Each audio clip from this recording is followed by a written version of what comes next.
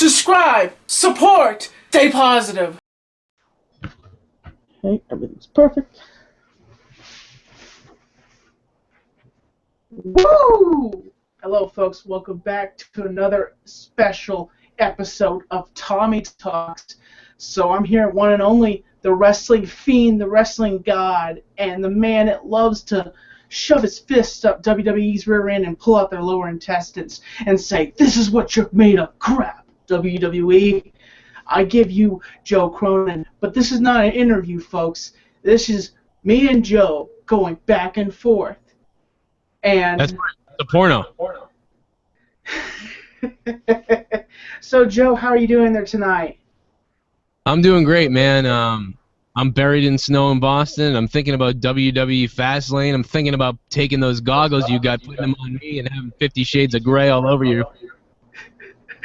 They're called boggles, actually. It's built into the beanie, actually. Oh my God! Is it like a different color when you're looking out of them, like they're blue or something? Yeah, they're clear. I can see just fine out of these things.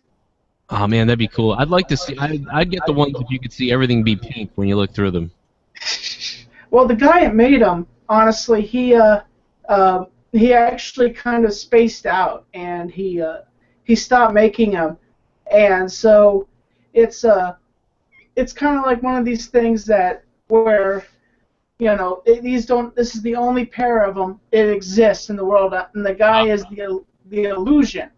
He made his friend made them. That's cool, man. I like those. Okay, so one topic is, what's your opinion on the Fastlane pay-per-view? Do you think it's going to be interesting, or do you think it's going to be a second-rate pay-per-view? I'm honestly starting to believe now that I think the Sting Triple H thing will be a little bit interesting. I think we're gonna get, the old, you screwed all my buddies in WCW. I think that has the possibility of being kind of interesting and intense if they do it right. Then after that, I think the only other thing that's going to be interesting is, of course, Bryan versus Reigns. I think the crowd, it will be interesting to listen to during that match. Just whose side they take. Is it split? What's going to happen? That's what I'm very much interested in. And then other than that, I think the pay-per-view won't be that good for the most part. So I'm guessing this thing's going to be like a 7.0 or something. Yeah. Just getting to WrestleMania. So probably Joe, going to. why is it that WWE can't just go with regular pay-per-views? Why is it they're like, oh, we have to be so sporadic, we have to make new pay-per-view names and stuff like that? Why? Why do you think they do that? You do it all the time to reinvent stuff to keep things interesting. So there's two different things a lot of times you see. Sometimes you see the theme. It's a theme usually that they do. This is one of those annoying themes, like when they do gimmicks like Hell in the Cell, Elimination Chamber. Those type of things are usually acceptable because you're like, cool, I know what's going to happen. There's going to be an Elimination Chamber, so it's called WWE Elimination Chamber. I like that. But I hate these pay-per-views that are called Fastlane, because months ago when I saw the name of it, I go, oh no, they're going to be every night screaming, we're on the fast lane to WrestleMania. I can hear it now, and it's going to annoy the piss out of me. And sure enough, that's what they've been doing, and it's annoying me. But what could they do? They couldn't put the chamber in the arena that they're going into, so that's why it's changed its name. Now, my question for you: you think when Vince McMahon dies and he's no longer here anymore, do you think WWE is going to get better, or do you think it's going to get worse with Stephanie and Triple H? No, I think Triple H is basically running NXT, and NXT has been great. So I think with Vince, a lot of things that maybe somebody wants to do or that they want to do, Vince will say, no, we're absolutely not doing that. You can't do that. You can't do this. You can't do that. And but where with Triple H, he's a little bit more open to everything. But Triple H also does see the business side of things. So I think you'll get more of a bend, not break with Triple H. Where with Vince right now, you're getting, Vince's way, and that's it. Now, speaking of pay-per-views, I have a question for you, Joe, because I'm more of an old school fan and not so much of a new school fan. Do you feel that the amount of pay-per-views they have right now, I think it's once a month or so, do you feel that's the right number? Or because I'm more used to like having like 4 or 5 pay-per-views a year, and the anticipation really built up. I mean, even outside of the wrestling community, people would get excited for the main events. And Why? Well, I mean, I don't know. I mean, 4 pay-per-views. There hasn't been 4 pay-per-views in the WWE since like 1987. that's what I'm talking about. I mean, how old are you? But you know, there has been in the late 90s when WCW added a pay-per-view every month, and WWE had to, you know, break down and do it. It's not something they originally wanted to do. So no, I don't mind a pay-per-view every month. People mention that. That's more for TNA. When TNA was doing one every month, that was too much for them. But no, I don't mind a pay-per-view every month for WWE. But what I do think is Raw being 3 hours might be too much, but I don't mind a pay-per-view every month. I think that's fine. Now, And I've been watching wrestling since 1985, so I mean I've seen it change, and I like this a lot better. now you know, Joe, I think what's interesting is I watch these documentaries on the WWE Network, and every single time they mention, oh, WWE, and it's actually WWF, and if you're now here's the thing that's interesting is back in the day it was WWF, and with the like Hulk Hogan and Macho Man Randy Savage it was WWF. Why can't they just call it WWF? I know it was the Attitude Era and they sued them.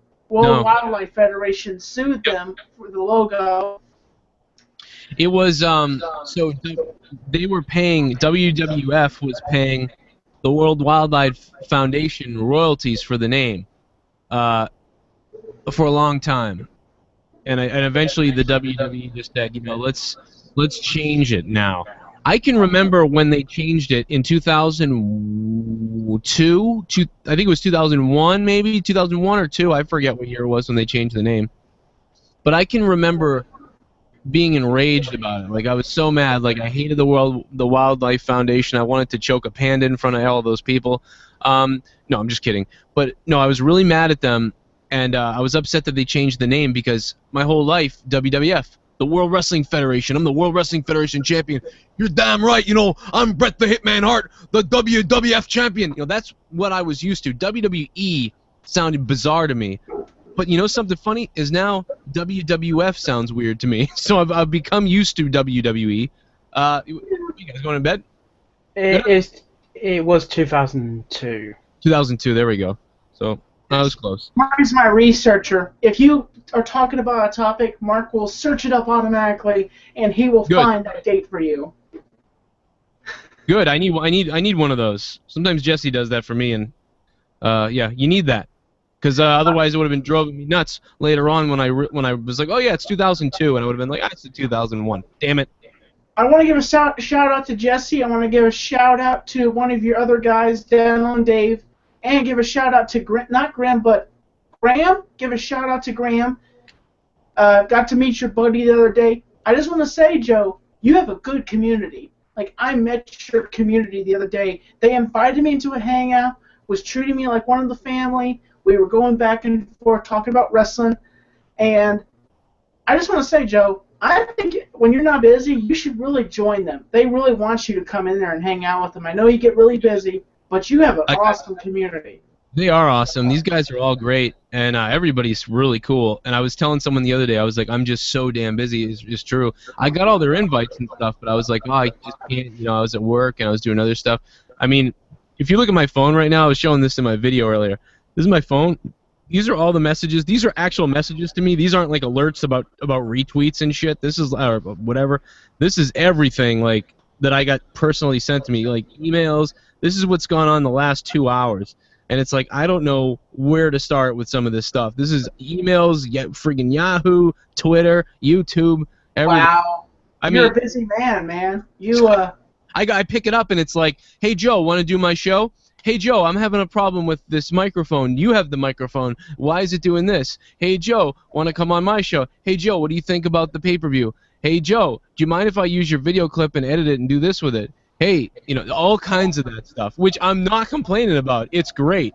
But it just ends up leading to, it leads to me not responding all the time right away to everybody. Definitely. I don't know how those bigger YouTubers do it, because at 11,000 subs, I'm inundated, and anybody who's dealing with 100,000 subs or 1,000,000 subs, I mean, you can't even respond to anything. You gotta like disappear. But but you know, Tommy, I'm at a good level because, like you said, this is a great community. This is what I wanted when I started this thing.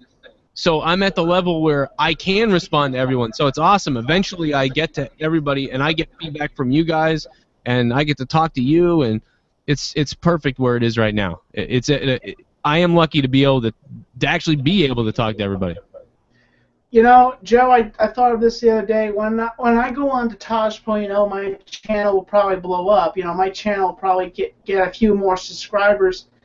But the thing is, I told every one of my friends, one of my closest friends, that I'm not going to forget about them. You know, they're going to go with me. Those, you know, they're going to when people say, "Wait a minute, Tommy NC 2010, you mean Joe Cronin? You mean Eddie Explorers? You mean this guy and that guy? Oh, those guys are good." You know, that's my promise. I've told all my friends that whenever I become a big YouTuber, I'm not going to forget them. You know, I'm not going to be one of these selfish YouTubers that leaves their friends behind.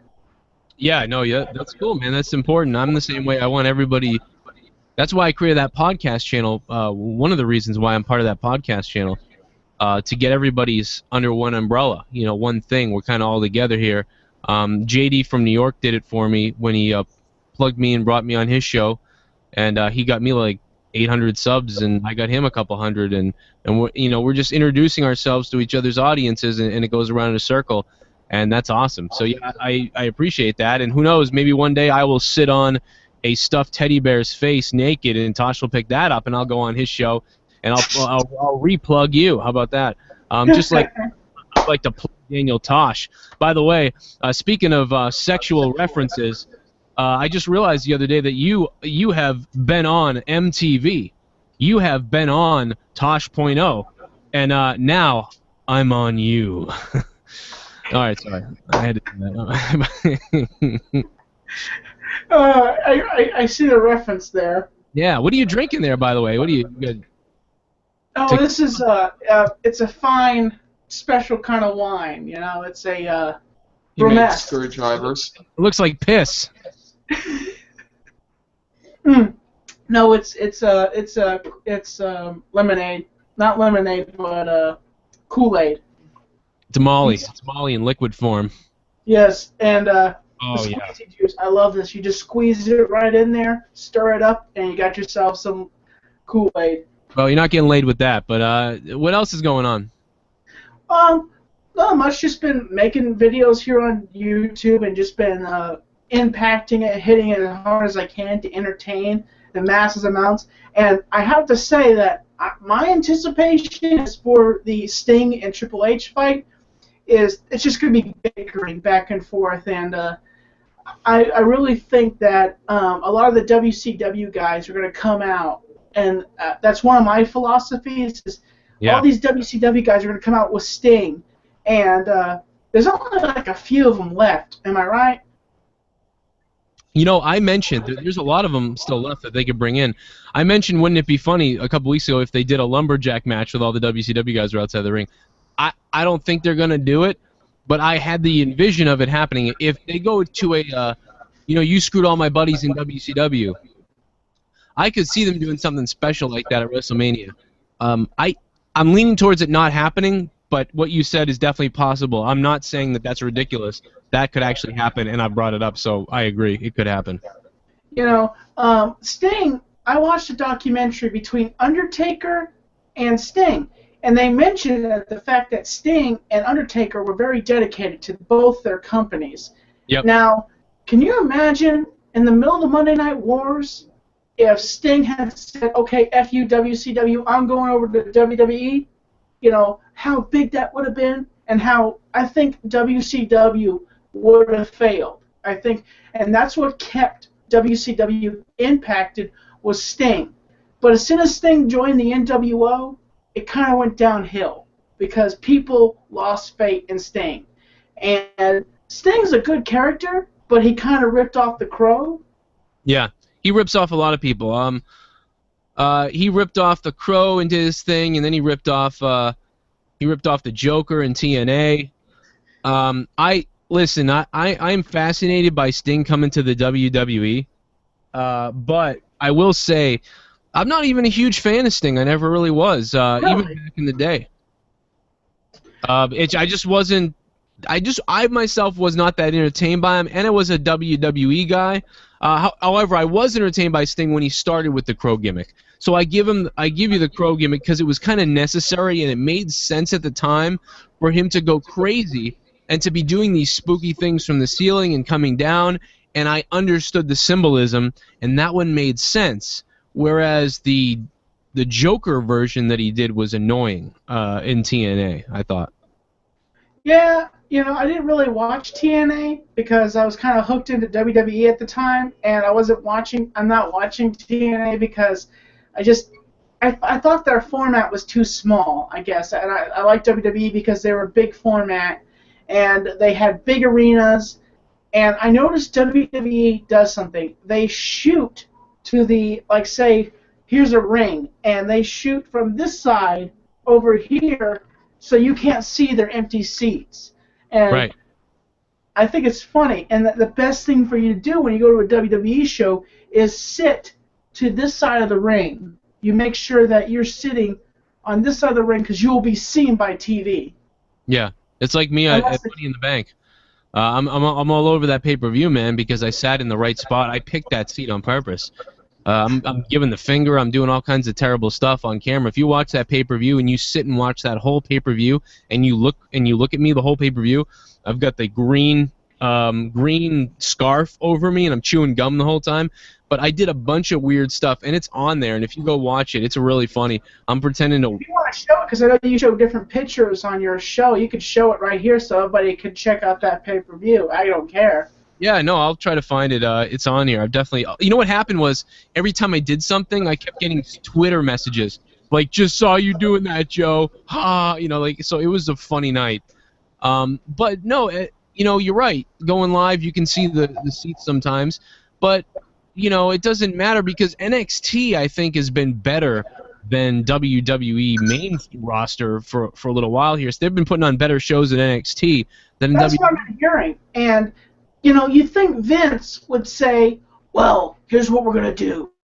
We're going to take every wrestler off of NXT, and then we're going to take the people from WWE, professional wrestlers, John Cena, and we're going to put them on NXT to the writers and revamp them. And then we're going to take the rookies and revamp Raw. No, that's not Vince. Vince is like, we're going to keep them down there and let them do their stuff, let them play around. And Triple H, yes, you have no balls because my daughter has your balls in a purse somewhere stashed in your house. So just listen to me and everything right. And you're gonna puke. You're gonna puke. And you know something else? I'm wearing Depends. I don't know. It's weird. Vince has his own deal. It's very controlled at the WWE level. We always speculate about how WWE was controlled and the writers and how things are going. And now recent comments from some of these guys who have just been released recently, and from even Maria coming on my show doing the 1 hour interview, former WWE diva Maria, who was on my show, did the hour interview with me. She mentioned about the control that from the sponsors and stuff that people don't understand. And a lot of times when a wrestling talk show host or when a guy like me comes on and starts talking about their sponsors and all these things, I go, I don't really believe that. I don't think it's that much about it as much as people think. But all these people are starting to confirm now that is the case, that they are worried about sponsors and certain things, and they do things more accordingly to them. Whereas in the Attitude Era, they were doing stuff that sponsors were quitting. Sponsors were saying, we're out of here. And WWE said, we don't care. We got to get ratings. And then new sponsors came in, and they just went for it and it didn't matter. But nowadays, it's like, oh, God, Playtown USA backed out. We shouldn't have made Cena say suck tonight. So they're jumping through hoops for the sponsors, the corporations, the stockholders now that they have stock. Shareholders. It's a whole different world now. It's become a monster. I've learned something, Tommy, in life. Everything that starts and then eventually gets big, eventually crumbles. It's called entropy, and it's true. Every company eventually hits this pinnacle where you're like, it's unbelievable how awesome this product is, or this video, or this movie franchise is, or this product, whatever it is, physical product, TV show, whatever. Eventually it hits some amazing heights, and you're like, remember when it started and it was this little thing, and now it's so amazing and it's crazy. But eventually, after that, it crumbles down due to its own mistakes. You're like, if Samsung perfects a phone, eventually they're gonna make stuff and screw it up. Yeah. Just like Xbox. Look at Xbox right now. It's unbelievably bad right now. But they hit a pinnacle of unbelievable precedence, in 2004 with 360. Look at wrestling in the late 90s. It hit this crazy pinnacle, and now it's on, it's come down on earth a little bit more, and we're in a steady grind. Any company, anything will hit something and crumble down eventually. It's interesting. I've just seen it throughout my 30 years on this planet. Yeah. Sorry, I think I went off the rant there, but... Yeah, I know. Dude, it's all right. It's chill. This is kind of like what we're doing. We're working wrestling right now, man. This is what the title says. Tommy Talks, working wrestling with Joe Cronin. This is what we're doing. We're working wrestling, And to be honest, a couple of years, here's the thing. When WWE does old school, and they do those old school nights, I'd like to see WWE do. When they started in 1993, I was 3 years old. I didn't even watch wrestling back then because I didn't even know what wrestling. What did they start? Yeah, 93. What did they start doing? Huh? What did they start doing in 93? They started Raw. Oh, okay, I got you. I missed it. That's what I was waiting for. Okay. Monday Night Raw started in 1993. They aired for the first time, and I think The Undertaker, I don't know if he came out, but I know Shawn Michaels was there, and a few other people were there. And Raw was just starting to kick off. And, I have to say that I think today, and I said this to you on your show, we need another Monday Night War. We need more suspense in the WWE. We need competition. We need a billionaire to step up and say, I'm going to take on Vincent Kennedy McMahon, and I'm going to bury his company. We need something to spice it up. We need that billionaire like Ted Turner to come back and go after the WWE and bury it, because today they're very weak, and they operate off of social media. But can you imagine the social media threads about the Monday Night Wars of today? My gosh, it would explode. It would be a fan finale. A fan frenzy. Because, That's a good idea, Tommy, because I think, not only would it give, people something else to watch if they'd like, but I think it also might push the WWE into putting out a more competitive product, if they have somebody they have to compete with. Vince already has an interesting product, but he's kind of cheesed it down. It's kind of like a fine wine. You sit in there and it ages, and you finally pop it open, you drink, and you're just like, I don't know if I like this anymore. Or it's like a cheese, it gets moldy, and it. What do you think, Joe? Oh, yeah, no, I think it would be great if they had someone else to go head to head with. It always makes me sad that someone really had to lose that Monday Night War. It would have been a whole lot better for everybody if WCW continued, and they just continued on trading ratings over the years, and they never went away, and one person didn't have to lose, because think of it, it just would have never ended. We could have kept every Monday, you choose, who are you watching?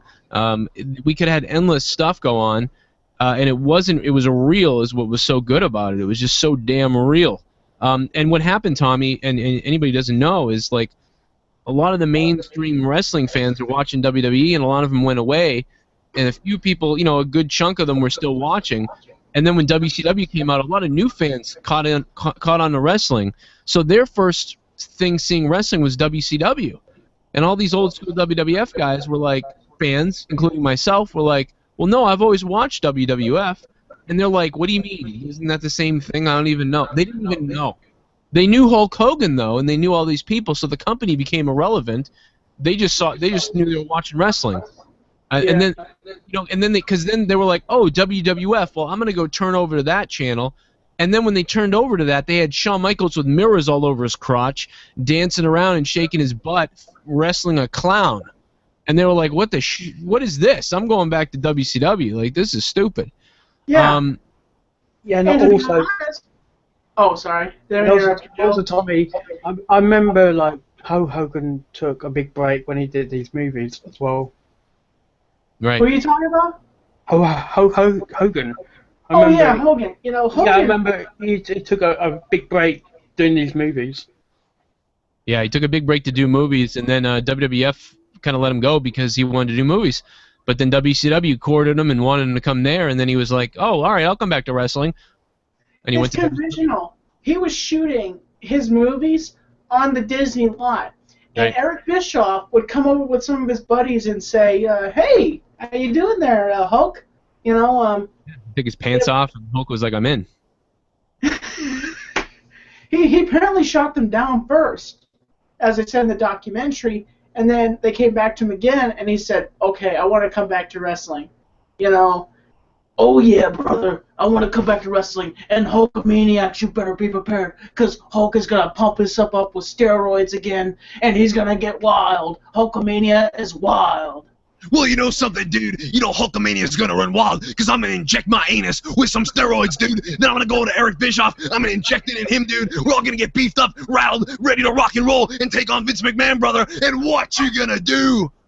All right, so lost my mind. I applaud you. That is one of the most best impressions I've ever heard. Besides, this guy interviewed and did a Gilbert Gottfried impression. That's great. I love Gilbert. Yes. Did I send you that 50 Shades of Grey promotion about Gilbert Gottfried reading 50 Shades of Grey? Oh my God, I did. I heard about that, and it might have been from your link. I couldn't remember where I got it from, and I didn't get to watch it really, but I watched like a clip of it a little bit, and man, that's out of control. That's a great idea, by the way. I wish I thought of doing that, because I would love to read that. Read it in Hulk Hogan's voice. Well, then you got the handcuffs, brother, and he jammed them in her ass, and then he continued to swat her in the face with a fly swatter, dude. That's not even in the book, but I know. I never read, since I can't read. I can't really haven't been able to read 50 Shades of Grey, so... get it on audio. Get it on Gilbert Gottfried's audio. There you go. There's actually an audiobook like that? There should be. The dude should come out with it. Get a deal going with Amazon. And then she put her penis in. I don't even know if you can say that on here, but there you go. You know, one of my first WrestleManias, Joe, was when Triple H was going up against Undertaker for the first time, and he challenged him, and he pointed up there, and it was kind of a quiet moment. And they were like looking at the WrestleMania sign, and it was like, this is going to happen. Like, these guys are going to fight each other. And I didn't realize that there was a feud between Triple H and The Undertaker, and that he had already fought The Undertaker at one point. Yeah, so, when Undertaker went back... Yep. I thought that WrestleMania sucked. I was in the expectation to be excited for it, it would be amazing. But then after the pay-per-view ended, I was like, oh, that was it? And I'm like, this wasn't exciting. This wasn't much exciting. So later down the road, all the other WrestleManias were interesting. They were interesting, you know. They were more juicier. They were more interesting. And I said, okay, it's getting better. These WrestleManias are getting better. And then 30 happened, and I just honestly was just going to give up on WrestleMania. That made me so mad. Like, with 30, with The Undertaker losing, you know. Yeah, it made a lot of people mad, I guess. I mean, I was mad, but a little bit, but at the same time, I thought it was genius because they shocked the hell out of everybody, which is what they're set out to do in the first place. And you know what I mean? I don't know. It was weird how it happened. He's gonna get his redemption against Bray Wyatt. if you want to break some news on the show, he's going to be on Monday Night Raw after Fastlane. The Undertaker will be there, and of course, Really? yeah, he'll be facing Bray Wyatt at WrestleMania, so he'll get his redemption there. You know, he'll never get the redemption of getting the streak back, but they did it's one of the most shocking things to ever happen in sport and wrestling. And over the last 10 years, or so, talking about the most shocking things, there haven't been a whole lot of shocking things, really. Going back to shocking real moments, like Bret Hart being screwed at Survivor Series, WWE buying WCW and winning the war. And then, this is right in there with that. It's been a long time since something unbelievably shocking has happened. And, it worked. It did it. And I might be mad about it because I'm an Undertaker fan and I wanted to see the streak go on. But I understand what they did. So I'm like Dr. Jekyll and Mr. Hyde. Sometimes I couldn't believe it. I was in such shock, just like everybody else. You didn't even know what to feel. Your face was stuck open, like that Yes. dude in the no. I kept flipping off the screen. I was with my friends, and I was flipping off the screen. Like, I was flipping off Brock Lesnar. And I was just like this. That's what they want, too, by the way. They want you to be mad at Lesnar because they want to build him as a heel, and they want him to go on a run and piss you off so that you can be happy when Roman Reigns beats him at WrestleMania. That's that they got you. That's what they want. They want you to be angry. You know something funny that would have been better if Lesnar had won is the now that I realize much of a build-up to Sting and The Undertaker, I would want to see Sting and Undertaker fight at WrestleMania for the streak. You think about this, Joe. They were in two different companies working against each other, and finally it connects together, and the two titans of the 90s and the 80s get together, and they face off against each other for the ultimate streak. That match would have been epic. And then Undertaker loses. I understand that because that's, right. It's because it's 21 and it's 20 and 1. It's a good number. It's a round number to lose at. But 21 and 1?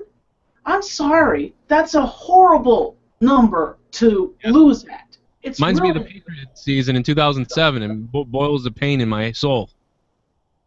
You don't know what I'm talking about, but that's okay. I've watched a few of your videos. I've gone through some of your videos, but I know about the condom at the butt and stuff like that. But the pain in your soul, what's that all about?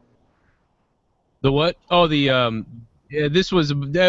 made a comment about the Patriots, so the football team, my local football team. They lost in the 2007 Super Bowl after being undefeated the whole year. So that was kind of a reference to The Undertaker. It's the same type of situation for me. It's like the last time I felt something like that was an actual sporting event like that. Yeah. But, it'll be interesting to see what happens tomorrow night. And then, of course, it seems like this news about The Undertaker being on Raw will be real. Bray Wyatt's been cutting promos on The Undertaker for the last 5 weeks now. It's interesting. It's kind of interesting because, if people weren't smart enough, they wouldn't know what he's doing. They wouldn't know what he's referencing, but people are smart, and they're like, oh, he's not saying Undertaker's name, but he's talking about coffins, and he's talking about the end. And really, I want to say this. All I want to see is Undertaker step in the ring with Bray Wyatt and go like this, and then just walk out of the ring like Bray Wyatt's worth nothing. Wouldn't you like to see that? That's all I want to see at WrestleMania is him walk up to Bray Wyatt, not saying anything, just go like this.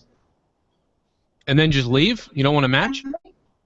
Leave, and then towards the end of WrestleMania, he comes out. The next day on Raw, he just comes out and says, I want to thank everybody in the WWE Universe for being there for me.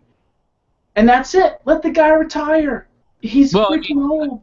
What you said might work if he at least tombstoned, Bray Wyatt. But no, you're going to have him. There's going to be a match, man. There's going to be a match, and it's going to be a farewell. I don't know if it's going to be a farewell match, but it seems like it's going to be. However, one thing looming on me is that next year, WrestleMania will be in The Undertaker's hometown in Texas here. So I'm thinking maybe you give The Undertaker the Hall of Fame next year so that he's there for it in his hometown, And maybe this is his last match here in the WWE, possibly at this WrestleMania. And then you can clap and watch The Undertaker leave. Whether he wins or loses, probably he might actually win this time. Although then you wouldn't know if he was really retiring. But just to get a better send-off than what he had. Great, we did the shocking moment at WrestleMania, one of the most shocking things ever. But it wasn't a great way for the career to end. So seeing one more match that's done right for his career would be nice to see, and that's what I'm waiting for. That's why I do invite the match. It will be a shorter match. It'll be different, but Bray Wyatt, is obviously going to probably, do anything he can to make it amazing, just like the Undertaker. Husky Harrison, a fatter version of Husky Harrison with a beard. Amazing how Husky Harris was just kind of like boof, but he's turned this character into an amazing thing. He really did a great job with it. Somebody told me. Just did. Sorry, didn't mean to interrupt you. No, I'm done. You go for it. Somebody told me, and I was thinking, I'm like, who is Bray Wyatt? And somebody said, hey, dude, that's Husky Harrison from the Nexus. I said, that's not Husky Harrison. He was probably fired. And I searched it up on the internet. I said, who is Bray Wyatt? And they said Husky Harrison. And I'm like, holy crap, he looks nothing like himself anymore. Yeah, he kind of looked like a bumbling meathead before, and now he's might still be bumbling, but he's a character now. It's amazing. This guy went from, this is what the WWE has the potential to do. Other than probably since Mankind and then the Undertaker, the Bray Wyatt character is probably the next in line for me as far as a gimmick or an out there character that's working. A lot of times they try to do stuff like this and it doesn't work. It seems stupid. But The Undertaker made his character amazing. It was Vince's creation. That's why there's an article out there saying that Vince's favorite character is The Undertaker. And it's true. It's because Vince created it. And unlike many other characters that Vince created, The Undertaker owned it, and he made it awesome. Somebody else might have made that thing goofy and it would have died. But The Undertaker made it what it is, and he's still freaking here. I'll never forget being 6 years old and being captivated by seeing the dude on the TV for the first time. And I can't believe I'm 30 years old now, and we're still talking about The Undertaker. I can remember being in the schoolyard, pretending to get knocked over and then sitting up like The Undertaker and probably scaring the shit out of everybody there. But it was great. I have the action figures. I have, this is the 2014 version, and this is the, this version right here. The American. And then I have, huh? The American Badass version. Yeah, American Badass. Oh yeah, I hated that. Yeah, with his motorcycle boots, and here is the version that we all know and love, and that Tommy. lost the streak. Tommy, Yes. remember this? Oh. There's a story behind that, Joe. Yeah, For Christmas, I sent Mark a care package. He lives in London. you're right. And I sent him a care package, this gigantic egg box that I got from my grocery store, and I put a bunch of goodies inside of it. And I shipped it off to him, and I put a John Cena figure inside of this egg box, and he opened it up. Oh, And he man. won't open the package because he says, it's a collectible, Tommy, it's a collectible. And I'm like, it's not a freaking collectible, it's an action figure, for God's sakes. Yeah, you can collect it. I mean, I could never leave them in the box. I always got to rip them open, but it's a good idea to leave them. No, I'm just kidding. I'm not throwing up. No, it's a good idea to leave them in the cases and make some money off them years later and collect them. That'd be funny. That'd be an epic moment in Tommy Talks. Joe Cronin pukes on. Yeah, I wish I did. I wish it was real. It'd be great. Over the microphone. Dude, how did Tosh point out? Oh my God, I'm so upset. I'm so mad I didn't get in touch with Tosh before you went on the show because they had a clip that was gold of you farting on the air, and it was amazing. And if Tosh had seen that, I think he would have lost his mind. I was interviewing one of your boys, I think. Yeah, Jesse, I lost my mind. I was watching it. I'm telling you, man, that's one of the funniest things. Now that's a web redemption right there. Like, that was hilarious, man. That is one of the funniest things I've seen, and I'm telling you, if he found out about that clip, he would have used that for sure during your deal because that was hilarious. And well, the funny thing was, I went like this. I put my hand out like this. You remember that? Yeah, it was like you made the sound effect happen. It was incredible. Leah heard it too. She was next to me. She was losing it, like going back and playing it over and over again. I mean, it was funny as hell. Oh, jeez. Yeah, kind of embarrassing, but funny at the same time. Yeah, I've done it on air, but I told Tosh. I said, you know what one of my dreams is, Tosh? And he's like, what's that, Tommy? I said, I'd like to host an episode of Monday Night Raw. And he says, that's not going to happen. It made me think, wait a minute, he says that, but what if he does? What if his people try going to WWE and say, hey, there's this guy named Tommy and and he wants to host an episode of Monday Night Raw? Well, you're going to have to sleep with Vince first. Okay, it's like, Vince, how do you like it? Do you like it? Do you want me to go fast or slow? Well, you know something, Tommy? I don't think I really have a character in mind for you. So why don't you kiss my ass? Then you can go. I've got it. You can be in the back. You can be in the back, Tommy, and Fandango will come back here, and you'll spit your drink all over Fandango's crotch. You know what I would do? I'm hijacking this broadcast. This is Raven Rasmus, and I'm a bigot. I'm bipolar, and by God, King, I'm only in it for the fame. You see this right here? This is the heavyweight asshole title belt, and it's been mine since day one. I'm gonna step on the heads of men, women, and children just to claw my way to the top. It's flooding down in Texas, boy, and all the telephone lines are down.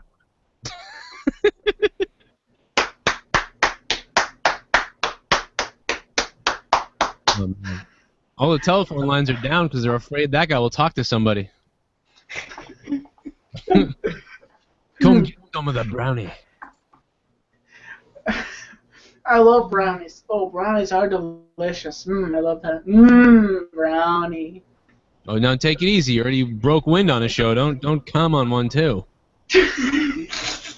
Don't worry. I won't do that. I'm a professional. Unlike what B said about me. Yeah, you're not a professional because, you say buddies, you say friends. These are my professional friends. These are my business partners. And, where do I get that coming from? Why do I get that crap? It's just like I learned from that to call my friends business partners. I understand that. But it's a weak-minded person taking advantage, trying to, it's just someone trying to make themselves feel better about themselves and just knowing that they can just absolutely try to tool someone and make fun of them and make themselves feel better. Because the dude is not; those people are not that professional at all. They're almost no more professional than we really are. So that's the funny thing about it is actually you're very professional because a professional doesn't send messages to people like that and waste all that time on bullying someone in a message. I mean that's not professional. So the whole thing was a lie, a joke anyway. Yeah, and I want to say something to Alex to Talkin' Wrestling. If you ever want to do some work with me, send me a message on Twitter or somewhere that I can get it on my Tommy NC 2010 page. I'll talk with you, but I'm not going to talk with B Rotten.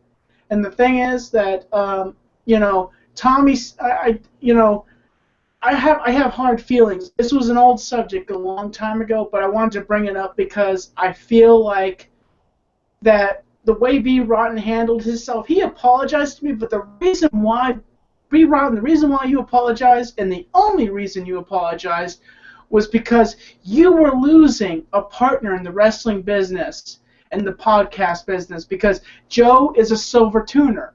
Joe and all those guys here, Joe and Dead on Dave, they're silver tuners. They're gold tuners that are gold mines, and people will watch them. People will watch Joe because he's Joe Cronin, and people will watch Dead on Dave because he's Dead on Dave. People will watch Tommy C because he's Tommy C, and he has that character. You guys wanted that, and then you guys, you know, when you said that to me, and I told, and then Dave had to get it out of me on what happened. But when that happened, that failed, and then you wanted to fix everything, and then the way you apologized wasn't even like an apology. It was just like you were shoveling crap and then throwing it around, trying to make like you were apologizing to me. You would have. Here's the thing. Let me say something to you. If you hear this, B. Rotten, I want you to hear this, okay? You would have never apologized to me. You understand that? You would have never apologized to me if it had been for Dead on Dave. You understand that? And you know what the fact that makes you? That makes you a freaking coward. I'm calling you out, B. Rotten, and I'm saying this to you. Your apology did not mean anything. Shit just got real. That escalated quickly, man. Yeah, I had a lot of stuff on my mind about that. I thought about it. He apologized to me because you and Dave stood up for me. You guys don't even know me as a person. You're not even like, you guys are my cyber buddies. You know, we just made friends with each other. But the thing is, if it wasn't for you and Dave and my friend Jeremy, for my friend, you know, Geeks in Sports, he didn't acknowledge Geeks in Sports because, you know, his channel's being built up. But when you guys said something and you guys have all these subscribers and they see you as silver tuners, honestly, he's like, okay, I'll apologize to him. I'll apologize to him. Well, you know what? I don't accept your apology, B. Rotten. Because the fact is, I don't like being pitied. I'm a businessman. I wear a suit, and I understand. I have feelings. I know what it is like to be hurt. I've been hurt in the past by people. And you've got guns. Huh? And you've got guns. Yeah, guns of steel right here. Guns of like steel. you weapons. I would never threaten anybody, but the thing is, I have feelings. No one's threatening anybody. I'm just saying you have guns. But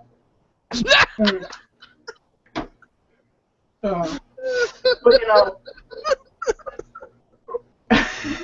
what's so funny, Joe? Was it because I went like this? I'm an asshole. It's just funny. I'm all right. I'll be okay. I had a lot of soda tonight. Yeah. Of course, I've been cutting back on the soda, Joe. I've been working out at the gym now. Oh, nice. Oh, that's right. I've been enjoying those videos. I almost whacked off to one of your videos the other day, and I don't usually look at guys like that, so I guess it was my brain was opening up to a different type of thing. You know, like I was like, I never noticed that a guy's legs were so adorable. I mean, it was amazing. You know what? You should really creep people out and go around with the camera like in the locker rooms. I wouldn't do that because I tell you what's nasty about going to the locker room is these old men that think that they don't have to walk around with a towel on. So, you know, there's, I hate to say this, but there's old man peenie everywhere, and you're just like, oh, God, I'm looking up at the ceiling like this, and I'm just like, where's my locker? Where's my locker? Okay, here's my locker. And then I look down, and I'm like, oh, God. No, all the hockey. Good night, buddy. My son just went, good night. My kid's saying bye to me. Good night, buddy. No, in a hockey locker room I'm in, more than half the guys are all naked, and nobody really. People have towels, but people are naked a lot. WWE locker room, they're seeing each other's twings all the time, man. You know, there's all kinds of stuff happening. That's just how it is. And what it is a lot of people aren't used to it. You know what I mean? But then some of these dudes are. So like I'm used to being in a locker room, seeing just dudes getting naked, taking showers. So it doesn't really bother me anymore. But it did it when I first got in there. I was like, oh shit! Like people are naked. So but then there's people who aren't used to it. So there's two different type of people. So I just think that some people don't understand that. Like a lot of the guys who have been in sports and gyms their whole life, they're just used to whatever. I take my clothes off, I'll find some shit, and whatever. But there's a lot of people who aren't used to being in locker rooms a lot, and not used to being in locker rooms so they don't know anybody.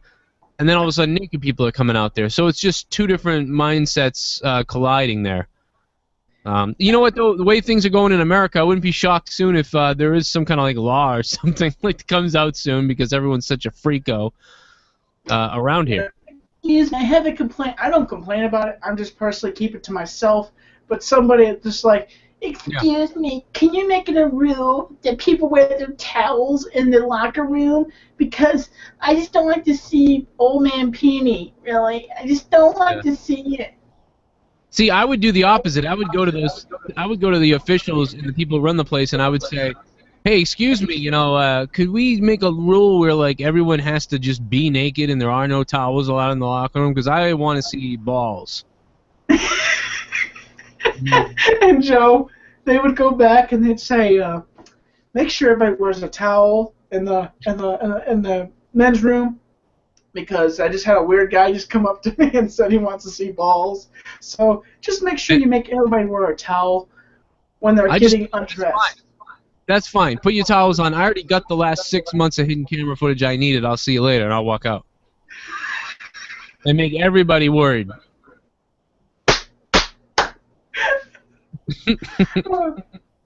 Oh, jeez. We're making Jesse die. I guess Jesse's watching this. He's losing his mind. Yeah, Jesse he messaged me. I didn't have a time to send the link, but I was getting everything ready, and so folks, if you're my patron, become a patron. Go to patreon.com/TommyNC2010. Go and become a patron, and you'll get tons of rewards for things that you donate. Just remember, become a patron. You can become a part of the Tommy Network. You'll get special treatments. You get to see footage early. You get to see my vlogs early. You get to have a special treatment. You can put it on your Apple TV, and you can realize, I paid for this, and I get to watch this before anybody else watches it. I get to watch Tommy before anybody else watches him, because I'm just waiting for you to watch it, and then I'll post it up for everybody else. So become a Patreon, folks. And go to joecronin.com and donate to Joe, because Joe needs your help. Joe needs to get out of his apartment. He needs to move off and go do new things. And support Joe. I need to buy crack cocaine. Go to joecroninshow.com so I can buy crack cocaine, take a flight to Yorkshire, England, and meet my buddy Rasmus, where I can sell him marijuana at a higher rate, and come back to America. All that's real, by the way. No, I'm just kidding. No, it's real. But Monday night, tune in. At what time do you start the show? Right after Raw. Yep. Right. To Joe Cronin. What did you say, Joe? We'll be live this Sunday too, right after the Fastlane pay-per-view too. Oh yes, this Sunday after Fastlane, tune in on joecronin.com because Joe's channel is currently suspended right now. I got it back, remember? Oh, I'm sorry, you're right. Joe Cronin Show is still got a strike, so you're right. Check out Spectrum Gaming 617. Oh, you're streaming off of Spectrum Gaming now? Yep, Spectrum Gaming 617 is back. I got a hold of YouTube and they fixed it. They said they were wrong and they put the channel back up. And but if you're really lost, just go to joecroninshow.com and you can find all the links there. You'll be all right. Now, Joe, is there two different numbers that you have for the two different channels, or is it just one number? One number. You call in. The show is 339-226-6610. We take your phone calls after the show. So that's it. It's that number. Let me pull it up. I got the graphic here. There it is. This is what the show would look like if I was on the air. So 339-226-6610. And you just call in the show. We'll take your call on what you think of WWE Fastlane or what you think of Monday Night Raw on Monday. I want to say something to you, to the trolls that watch my channel and that mess with me. You call into Joe, he's not going to put up with it. You know that? He's not going to put up with your crap. If you watch some of his old episodes, he knows how to take care of trolls. So here's the thing. You may think, oh, yes, so now I'm going to call in and I'm going to mess with Joe Cronin. But let me tell you something. He'll give you a freaking earful. You understand that? He knows how to take care of you trolls. He knows how to throw you over the top rope. You want the clip? Do you want the do you want a 30-second clip of it? Sure, you can play it here. I know you curse in it, but it's all right. Hey guys, I would like to apologize for last night for anybody I offended with the crazy language. I'm honestly there's me apologizing for the language. I got it's 30 seconds though. This is censored, Tommy, by the way. Okay. Commercials in 406 will get to you too. 203, what's up? Joe, I am absolutely livid right now. I don't fucking believe what I just saw, dude. Well, some of it's censored. They try to recapture the same shit we had last year. They try to give me Reigns last year. If Reigns would have won last year, I would have been out of my. But now they try to recapture it, and all I can think of is Reigns' fat mouth, dude. And I'm thinking about and I'm sitting here jerking off to the screen, and I'm thinking, you know what? I'm gonna call this fat fucking loser with this slick back, greasy hair, and I'm gonna fucking tell her how I feel. Yeah. My cock was hard. Yeah. My cock was real hard, Joe, and I thought one person could take it, and it was you. Hey, how long is your? Oh, don't worry about that, Joe. No, I want to know. Don't worry about it. Tell me how long is it? How long is it? Listen, how long is it, you little?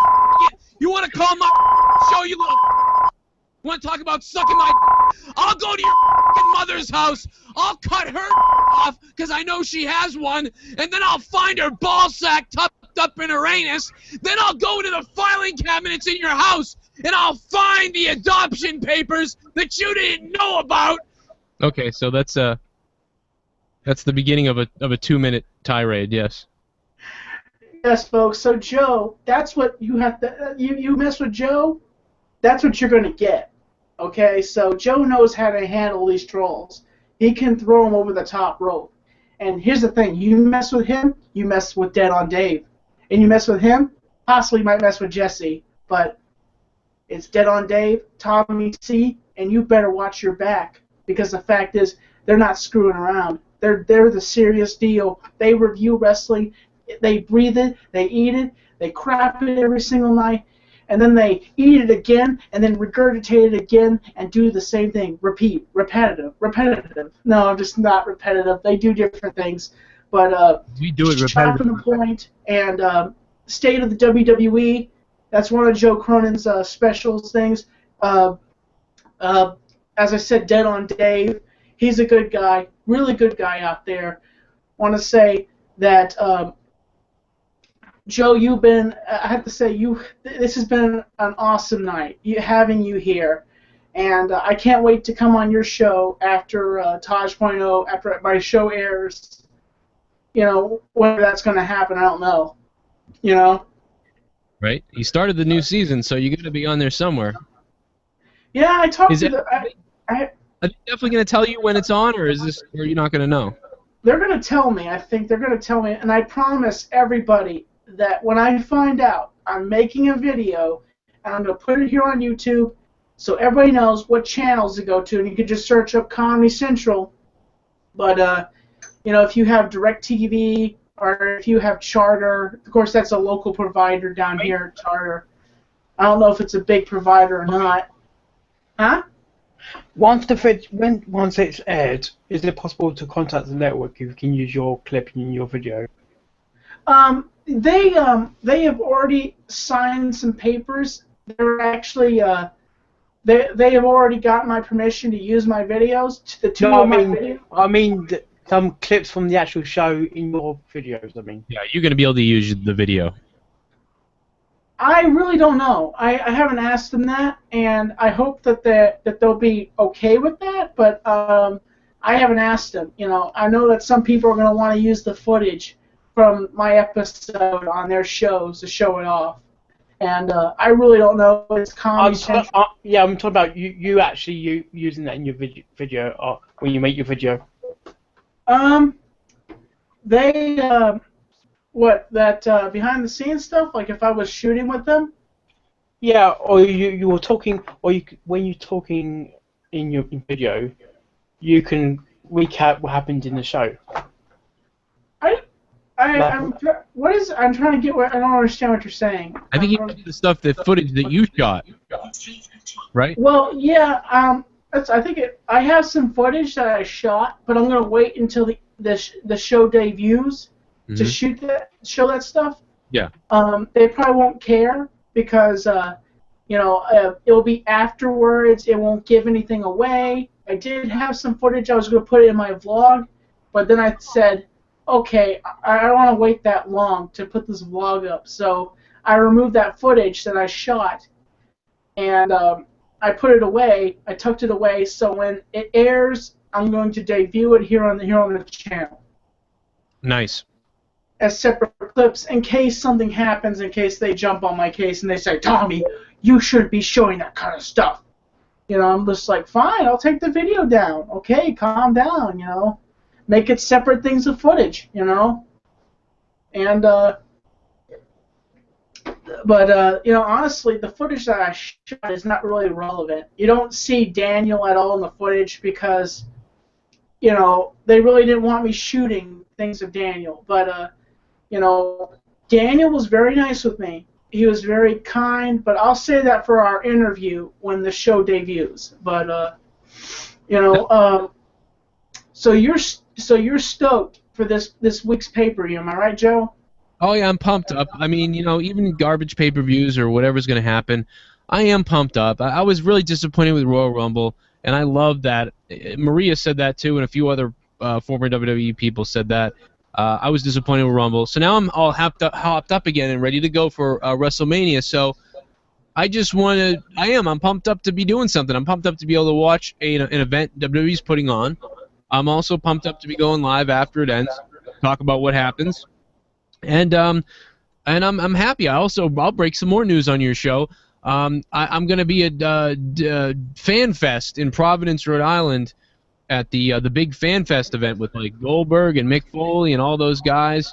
Looks like I have a press pass for that. It's not 100% yet, but I'll let that go. So I'll be there, running around with a camera if you want to hang out, and I'll also be doing a bunch of interviews. Probably look like a psychopath. So there you go. So I'm pumped up for that in June. June 27th is when that is. But no, I'm pumped up for Fastlane Sunday night. I'm pumped up after on Monday Night Raw, and I'm sure I'll hear from you Sunday night on my show. Probably you're going to be watching it, right? Yeah, I'll be watching it, and since I'll be here at the house, I can't really call in because after 11, everything gets cut off here at my house, and we just go to bed. But I will stay up and watch the show, and that's what I always do. I always try to stay up. If I'm at Hamza's house, I will definitely call in, because that one time I called in, I was talking with you guys.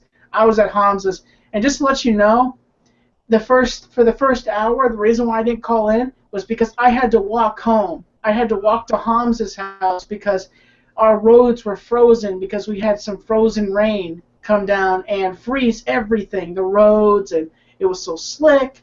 So I had to risk not falling on my butt going to Hamza's. Yeah, I can relate to that ice and stuff. I gotta run for a second, but I got a friend of mine that I'd like to introduce you to. Would you like to meet my friend?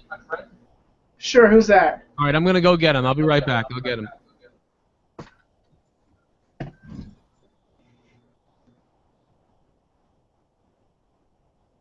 He's gonna go get John Cena or something, I bet. Yeah. So, folks, Fastlane this Sunday. Tune in. If you have the WWE Network, tune in. Watch the pay-per-view. Give your opinions. Let me know, or call into the Joe Cronin Show after the pay-per-view goes off and give your opinion to him. Don't try to give him too much crap. I'm just saying. And it's going to be epic. It's going to be Sting in the ring from WCW, staring down the CEO of WWE, Triple H, the man with no balls. That's right, I said that to you, Triple H. You have no balls, and you're no good either. You know what I say to you? Another person I don't like in the WWE currently right now, and he's currently the world heavyweight champion of the world, That's you, Brock Lesnar, you spineless coward of a person. You don't deserve that title. You don't deserve that streak. You understand me? You don't deserve anything you have right now, because the fact is, all you are is a freaking hack. That's what you are. You steal titles, and then you march around the WWE like you're something, but you're not. You know what? The fact is, I'm positive, but when it comes to WWE and people like Brock Lesnar and people like it's an old topic, like CM Punk could go around, when, I didn't get this, I didn't get that. God, it makes me sick. I swear. You know, people like John Cena, people like Zack Ryder, all the wrestlers that don't get a chance, that get fired off camera, and they don't get a chance, that really ticks me off. And then Brock Lesnar comes in with freaking sponsors, and that's why, you know, CM Punk was complaining so much. He's like, Brock Lesnar has sponsors, why can't I have sponsors? Because you know what? He's been in the freaking business longer than you. But the fact is that I think Brock Lesnar is a spineless coward, and I would say that to his face. I'm not afraid of Brock Lesnar. He may be big and bulky, but you know what that's half that is? That's steroid. I'm here, Tommy, I'm here. It's me, Pennzoil Pete. That's right. Ever since I was born, my mother fed me Pennzoil. From the crib, when I learned to climb up the rails and leap over, she gave me the Pennzoil. I drank the Pennzoil, Tommy, and I rose to the top of my preschool class. All because of the Pennzoil. It's amazing. You drink it in the morning before you take a poo. You drink it in the afternoon before you have your juice. You drink it in the nighttime when you're feeling fine. You drink it when you're downtrodden, depressed, because it puts a smile on your face every single time. That's right, Tommy. It's Pennzoil Pete right here on Tommy Talks. Joe's taking a dump or something. I don't know what he's doing. But I'm pumped up to be here, fella. I'm pumped to have you on here, Pennzoil. I'm up here. I'm happy to have you on here, man. So, are you stoked for the pay-per-view? Are you ready to jab your fist up there, put some Pennzoil down their throat, and make them drink it? I'll tell you what, I ain't pumped up. I'm fired up. I'm amazed by the whole thing. If I was Daniel Bryan, I'd take a pint of Pennzoil and put it up Roman Reigns' ass. I'll tell you that. Pennzoil Pete would put it away. You keep that in mind, Vincent McMahon, when you're thinking about your next WWE character. Pennzoil Pete's on fire. Pennzoil Pete, is that a synthetic or a 10W30 or? Pennzoil Pete always does 5W30. Look at it. Look at it. Look at it. This is your nightmare. This is your hell. This is my life. I live it. If you drank the Pennzoil, you'd collapse right on the floor. You wouldn't be able to handle it. But Pennzoil Pete has it pumping through my veins because I had it since a baby, a wee lad, a wee babe. But you're not used to it, so nobody can absorb the wonderful effects of Pennzoil. It's amazing. And that was a brilliant promo right there, Pennzoil Pete. That was a brilliant promo. Is Joe ready to come back now? It's not a promo. It's my life. You want to be a WWE wrestler? That's what they do, is promos, buddy. This is my life. You think it's a promo? You think it's a joke? This is my life. My promo is my life. It's not a promo. It's my life. It's a... Oh! Stun me! Okay, I understand. It's your life. I just thought that would be an awesome... Here's the thing, man. Vince McMahon would look at that and he'd say, I like that, but let's make it into a promo. That's what he would say to you. He would say, but make it a little more tougher. Make it more interesting. You know? That's... You want me to get tougher? You want me to get tough? I'll come down there and bash your freaking head in. Who do you think you're talking to? I'll come down there, I'll shove that orange juice up your sphincter, lad. Orange juice? Yeah, I'll do it. I'll put orange juice up your sphincter. You're calling me a fake, you're calling me a promo. Every day, every second of my life is endurance, and it's man, and it's Pennzoil Pete. It's pumping through my veins, it's amazing. While some guy's sitting over there struggling with his tire on the side of the road, Pennzoil Pete had that thing on in 5 minutes with the brawn, the brains, and the know-how. What do you have? All you've got is a blue tie and a stupid grin on your face. What would you do if you step in the ring with Pennzoil Pete, Tommy? You tell me what you do. I know what you do. I'd be drinking Pennzoil in the ring. And you'd be leaking crap from your anus while you're scared of Pennzoil Pete burying you. Now listen here, you shut up, because Tommy NC22 would grab you by the throat and chokeslam you, and then pick you up and slam you a couple more times, because the fact is that Tommy NC2010 comes into the ring and he knows what he's talking about. So when I tell you to shut up, you listen, you shut up here. Because the fact is, when I deliver the pain to you, you better know that Tommy NC2010 is coming. The positivity is I'm gonna shove it down your throat, and then I'm gonna give you a nice brush tooth of nice positivity, and then I'm gonna show you the way, the positivity slam of life. No! That's it, Tommy. I know when your Betty Boy time is. It's 11 o'clock. So tonight, when you're sleeping between the sheets, you better have one eye open, because Pennzoil Pete might just pee in it. Pennzoil Pete. That's Bring all it you on. need to. Bring it on, Pennzoil Pete. I ain't afraid of you. Bring it on. All right, Tommy, you got. Pennzoil Pete's running to the back. What's he doing there, JR? Are we running for 1 hour and 45 minutes, or you, Tommy? I'm pretty sure. I hope that. I hope Joe comes back. Huh. Well, folks, that was apparently a friend of Joe Cronin, and so Pennzoil Pete. Apparently, I kind of have a little stink with him because he apparently because I thought that he. I thought it was a good promo. He went off there and he's like, "It's my life! It's my life! Pennzoil Pete here, drinking poison!" Yeah, YouTube is my life, you so-and-so. I think we better just stop mentioning him before he makes us all drink oil. I ain't afraid of him, and I ain't afraid of Brock Lesnar either. I hope somebody sends this to Brock Lesnar, because I'm not afraid of you, Brock Lesnar. Not afraid of you one bit. I hope that. Tommy, Anthony wants to keep the show going. I'll let him know how long. Anthony wants to keep the.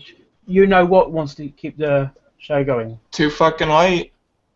What are you talking about Anthony for? He's not a part of my team. Why are you talking about him? I forgot about that. Yes, he's not a part of our team. So why are you even talking about him? He gave up on me. And as far as that, true. Anthony's gone. Honestly, he left. He abandoned us because he thought that he was too scared of the trolls. And honestly, I'm going to put this for another day. I'm going to get this on another subject. But the fact is that it's I'm not even going to talk about it anymore. I'm kind of hurt. I'm really hurt. I'm hurt. Tommy, I don't know what you did to Pennzoil, man. He was I thought he was going to come on here and do some kind of happy-go-lucky interview with you. I didn't know Pennzoil was going to get so angry, man. And I got to say, Pennzoil, he just took off. He said he was getting a plane ticket and he was coming up there to Black Mountain to pour Pennzoil all over you. And he went crazy and he left. He just walked out of the house. Well, you know what? If he does, I'll do a video of me putting my foot up his rear end because he's extremely rude to me. I can't believe how mean he was. He just snapped when you said, he talked about wanting to be in wrestling, and then you said something about a promo, but apparently he snapped when you mentioned promo, and he just took off. He smashed my door. He leaked some Pennzoil all over my carpet. I'm sorry about that. I don't know, man. That's all right, man. Hey, I'll let you know if I chokeslam him into the ground and dump some Pennzoil on his face. I'll let you know that. I'm all about the positivity chokeslam, because that's what it is. Tommy NC 2010 here. I come into the ring, and I stare down my opponents, and I tell them about positivity, and then I bash them in the freaking face, and then I say this. I say, keeping you on the inside fact, and then I drop them to the ground. And then I say, subscribe, support, stay positive. That's what I say to them. And then I walk out of the ring, and then I stretch my arms out like this, and then I tip my hat, and I walk away. What would you do with Anthony now if you was face to face? I really don't know. I really don't know what I'm gonna do with him. Probably the same thing would do with Drew, just not mention him. Yeah. Not even worth mentioning. You know how hard it is to get permanent marker off your face, by the way? Like within 3 seconds? It's hard. It's really hard. I had no idea. I had no idea that was going to happen, but it did, man. How long is this show going to go? We keep going, or we gonna I basically can't go past 11, but I might just end it off here, and we could have some bit to talk after the show. And I may have we may do some talking afterwards. If you want to stay a little bit, are you busy? No, I'll hang out for a few. All right. So, folks, I want to say thank you for coming by, and thank you for go subscribe to Joe Cronin's channel. Go subscribe to Spectrum Games channel 316. Go check out Dead on Dave. Go check out Tommy C. Shot from the Point. I want to have him on my show. And your friend, Graham. I'm going to talk with Graham sometime. I'm going to be on his show at some point. Graham, you're a good guy. You're a good guy. I want to say to all Joe Cronin's fans, you guys are good. And, and also, I've heard about Sean's view, and I don't know. I don't like him because of what I've heard. I've never watched him a day in my life, but I've heard bad things about him. That's what I heard. But, Joe, if you want to give yourself a plug, you can. Yeah, I mean, like you said, go to youtube.com/Joe Cronin Show. That's my YouTube channel. We're at 11,500 subs. It's awesome. Thank you guys for supporting me, and thanks everybody who is here who helps you put on the show behind the scenes here, for everybody listening, and for all your buddies here. And also JoeCroninShow.com, where you can go to my website and check that out. Also, the new website launching Sunday night, ExtremePodcast.com. And, of course, the Dead on Dave, my co-host. But make sure you're live with us after the WWE pay-per-view this Sunday. Tomorrow night, after Fastlane, we'll be live taking your calls and being crazy on my show, which will be Spectrum Gaming on YouTube, not Joe Cronin Show. So it's confusing, but just go to JoeCroninShow.com, check it out, or tweet my Twitter, at Joe Cronin Show on Twitter. Tweet at me. I'll tell you what's up, tell you where I am, and I'll tell you how you can go kill yourself. And thank you for having me, Tommy. Thanks for everybody for being here. Okay. If you stay for a second, Joe, Mark Hyder and also Eddie Explorers. I don't know who else is still here. I don't know if Ramsmus. No, Ramsmus has left us. Sam has left us. He killed himself. Huh? He couldn't take this anymore. He was out of here. Pennzoil Pete killed him. So, folks, I'm Tommy NC 2010. And thank you for enjoying another awesome episode of Tommy Talks. And I'm keeping you on the inside fact. Ooh, my balls.